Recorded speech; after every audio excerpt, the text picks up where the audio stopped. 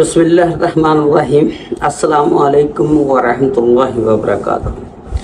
जी नाज़रीन, अज मैं तुहानू अज एक तारीख का ऐसा वाक़या सुनान लगा कि साडे मुल्क पाकिस्तान दे विच किस तरह के जैश तरीन अफसर भी रहे ने, हुक्मरान भी रहे ने कि एक पासे साडा मशरकी पाकिस्तान बांग्लादेश अलहदा हो रहा सी और दूसरी तरफ शराब चल रही सी, जाम दे प्याले चल रही सी और गाने सुनने दा प्रोग्राम जारी सी।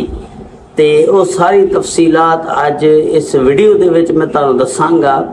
लो जी, जे चैनल ते नवें ते चैनल नू सबसक्राइब, लाइक और शेयर जरूर कर देना। तुहाडीआं मुहब्बतां दा बड़ा शुक्रिया।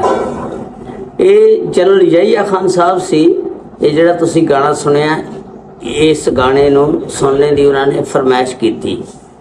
तो ये जिहड़ा गाना सी, ये फिल्म धी राणी दा सी जिहड़ी सन 1978 दे विच रिलीज़ हुई सी। ये फिल्म दा गाना जिहड़ा अदाकार इकबाल हसन और आलिया ते फिल्माया गया सी। इस गाने नू ख्वाजा परवेज़ ने लिखिया सी और इहदी धुन जिहड़ी सी तैयार कीती सी एम अशरफ साहब ने। और इस फिल्म ने बड़ा बिजनेस कीता सी उस वक्त दे विच और बहुत मशहूर हुई सी फिल्म। ते ये इस तरह वाक़या सी कि एक दफ़ा जनरल यहिया खान साहब सर्दियां दियां सर्द रातां सी, जनवरी दे विच सन 1970 का यह वाक़या कि रात का 1:30 बजिया होया सी। ते जनरल यहिया खान साहब अपनी जनरल राणी कोलों शराब का प्याला पी जाते सी, पर भर के दई जाती सी, वो पी जाती सी। ते जनरल राणी यहिया खान साहब ने कहा कि आगा जानी, क्या तुसी आ गाना सुनिया? ते अगों जनरल यहिया खान साहब कहन लगे, दिलबर जानी केड़ा गाना? उन्होंने कहा कि उन्हों की आवाज़ भी ज़रा सुरली किस्म की सी। उन्होंने गुनगुना के सुनाया कि ये गाना मेरी चीची का छला माही ला लिया, मैं घर जाके शिकायत लावांगी। तो जनरल यहिया खान साहब ने कहा कि ये गाना किने गाया? तो आगा जानी तुसी ये गाना पहलों कदी सुनिया? उन्होंने कहा मैं नहीं सुनिया। तो मलका तरन्नुम नूर जहां नूं हुणे बुलवाओ और ये गाना मैनू सुनवाओ। जनरल राणी कहन लगी, आगा जानी रात का 1:30 बज चुकिया, तो इस टाइम मलका तरन्नुम नूर जहां नूं किस तरह मैं लैके आवां? वो नहीं आ सकदियां। तुसी इस तरह करो कि इन्हां दी केस्ट मंगवा लेने आ, मंगवा के ते तुहानूं इन्हां दा गाना सुना दिंदे आ।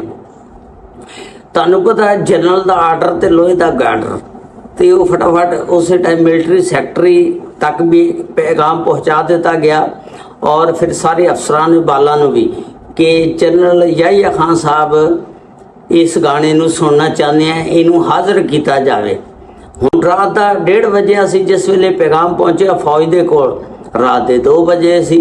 ते सर्दियां दियां रातां सी, तुहानूं पता सर्दियां दियां रातां जनवरी दे विच, ते फिर लोग तां सुत्ते पे हुंदे ने, सुनसान शहर हुंदा, बाजार भी। फौजी अफसर फिर चंद गड्डियां लैके जड़े रावलपिंडी चल के राजा बाजार दे विच, जिस वेले उत्थे उन्होंने वेख्या दुकान तो कोई नहीं खुली हुई, केस्टां दी वगैरह कोई भी, उन्होंने फिर एक घरों जाके बंदे नूं उठाया ते उन्होंने कहा कि सानू एक केस्ट दे, इहदा रिकॉर्ड दे जिहड़ा असीं जनरल यहिया खान साहब नूं सुना सकीए। वो भाई वो बंदे नूं रात नूं 2 बजे दुकान वाले नूं घरों पुट्टिया, पुट के ते उहदे कोलों केस्ट लई ते लैके उहदा रिकॉर्ड जनरल यहिया तक पहुँचाया।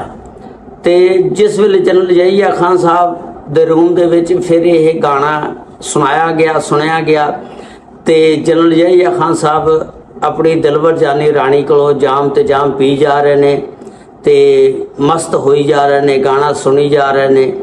ते जिस वेले ओह पींदे सी ते नूरजहां दी आवाज़ दे विच जिस वेले गाना सुनिया, ते उन्होंने कहा कि दिलबर जानी ये गाना तुसी मैनू सुनावो।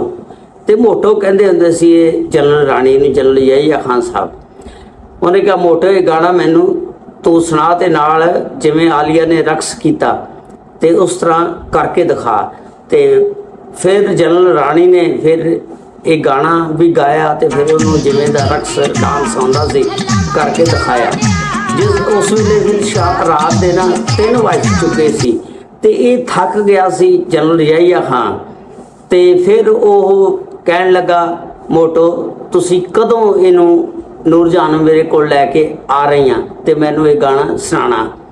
ਤੇ ਉਹਨਾਂ ਨੇ ਕਿਹਾ ਕਿ ਤੁਹਾਡੀ ਸਾਲਗਿਰਾ ਚੰਦ ਦਿਨਾਂ ਤੱਕ ਆ ਰਹੀ ਆ, ਤੁਸੀਂ ਹੁਣ ਸੌ ਜਾਓ, ਥੱਕ ਗਏ ਹੋ।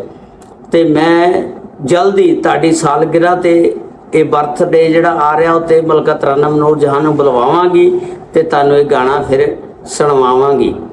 ਤੇ ਇਸ ਤਰ੍ਹਾਂ ਜਨਰਲ ਯਹੀਆ ਖਾਨ ਸਾਹਿਬ ਫਿਰ ਜਿਹੜੇ ਨੇ ਉਹ ਸੋ ਗਏ ਤੇ ਪਾਕਿਸਤਾਨ ਦੀ ਤਾਰੀਖ ਅਜੇ ਤੱਕ ਜਾਗ ਰਹੀ ਆ। ਤੇ ਇਸ ਤਰ੍ਹਾਂ ਕਰਕੇ ਇਹ ਫੌਜ ਦੇ ਵਿੱਚ ਸੀ ਜਿਹੜੇ ਜਨਰਲ ਯਹੀਆ ਖਾਨ ਸਾਹਿਬ ਇੱਕ ਅਜਾਸ਼ ਕਿਸਮ ਦੇ ਬੰਦੇ ਸੀ। ਇਹਨਾਂ ਦੇ ਦੌਰ ਦੇ ਵਿੱਚ ਮਸ਼ਰਕੀ ਪਾਕਿਸਤਾਨ ਸਾਡਾ ਅਲੱਗਾ ਹੋਇਆ ਤੇ ਮਗਰਬੀ ਪਾਕਿਸਤਾਨ ਦੇ ਵਿੱਚ ਅਸੀਂ ਹੁਣ ਰਹਿ ਰਹੇ ਹਾਂ। ਤੇ ਇਸ ਤਰ੍ਹਾਂ ਦੇ ਅਜਾਸ਼ ਕਿਸਮ ਦੇ ਨੌਜਵਾਨ ਸੀ ਜਿਨ੍ਹਾਂ ਨੂੰ ਮੌਸੀਕੀ ਦੇ ਨਾਲ, ਸ਼ਰਾਬ ਦੇ ਨਾਲ ਬਹੁਤ ਜ਼ਿਆਦਾ ਲਗਾਓ ਸੀ ਤੇ ਸ਼ਰਾਬ ਤੁੰਨ ਕੇ ਪੀਂਦੇ ਹੁੰਦੇ ਸੀ। ਤੇ ਲੇਕਿਨ ਉਧਰੋਂ ਦੂਸਰੀ ਤਰਫ ਭਾਰਤ ਸਾਡਾ ਜਿਹੜਾ ਦੁਸ਼ਮਣ ਆ ਉਹਨੇ ਮਸ਼ਰਕੀ ਪਾਕਿਸਤਾਨ ਦੇ ਵਿੱਚ ਆਪਣੀ ਗੁਰੀਲਾ ਫੌਜ ਵਾੜ ਦਿੱਤੀ ਸੀ ਤੇ ਜਗ੍ਹਾ ਜਗ੍ਹਾ ਤੇ ਹਮਲੇ ਸ਼ੁਰੂ ਹੋ ਗਏ ਸੀ। ਤੇ ਲੇਕਿਨ ਸਾਡੇ ਇੱਧਰ ਜਨਰਲ ਯਹੀਆ ਖਾਨ ਸਾਹਿਬ ਜੈਸ਼ੀਆਂ ਦੇ ਵਿੱਚ ਲੱਗੇ ਹੋਏ ਸੀ ਤੇ ਅੱਲਾਹ ਤਾਲਾ ਰਹਿਮਤਾਂ ਫਰਮਾਏ, ਸਾਡਾ ਜਿਹੜਾ ਮਸ਼ਰਕੀ ਪਾਕਿਸਤਾਨ ਟੁੱਟ ਗਿਆ ਫਿਰ। ਤੇ ਇਹ ਜਿਹੜੀ ਕਹਾਣੀ ਸੀ ਤੁਹਾਨੂੰ ਸੁਣਾਈ, ਇਸ ਗਾਣੇ ਦੀ ਸਾਰੀ ਸਟੋਰੀ, ਉਮੀਦ ਹੈ ਤੁਹਾਨੂੰ ਪਸੰਦ ਆਈ ਹੋਏਗੀ। अस्सलामु अलैकुम व रहमतुल्लाहि व बरकातहू।